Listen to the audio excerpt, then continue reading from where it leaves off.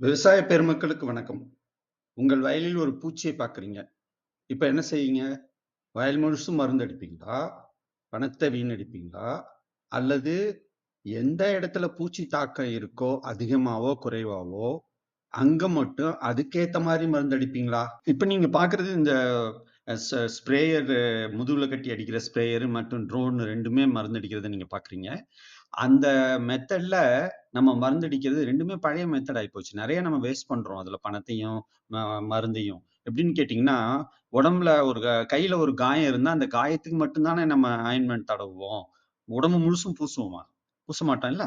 அத மாதிரி ஒரே அளவுல எ ஆரம்பத்துலருந்து கடைசி வரைக்கும் மருந்து தெளிக்கிறது எப்படி சரியான முறையா இருக்கும்? எங்க மெத்தட்ல புதுமை என்னன்னா, நாங்க முதல்ல எங்கெங்க எவ்வளோ நோய் தாக்கம் இருக்கு, பூச்சி தாக்கம் இருக்குன்னு பார்த்து, அதுக்கேத்த மாதிரி அந்த அளவுலயே மருந்து ஏத்தி குறைச்சு எங்க மருந்து தெளிப்பு முறையில என்ன வித்தியாசப்படுத்துறோம்னா, நாங்க முதல்ல வயல அங்க என்னென்ன எந்தெந்த பாகத்துல எந்த அளவு பூச்சி, நோய் தாக்கம் இருக்குங்கிறத ட்ரோன் மூலம் சர்வே பண்ணி எடுத்துட்டு, அந்த சர்வே தகவல் அடிப்படையில மருந்து தெளிக்கும்போது, மருந்து தானாவே கூடாவோ, குறைச்சாவோ அடிக்கிற மாதிரி ஆட்டோமேட்டிக் மெத்தட் நாங்க டெவலப் பண்ணியிருக்கோம்.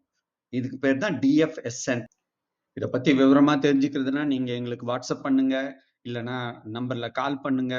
அதோட எங்க வீடியோவ லைக் பண்ணுங்க, ஷேர் பண்ணுங்க, சப்ஸ்கிரைப் பண்ணுங்க. நன்றி, வணக்கம்.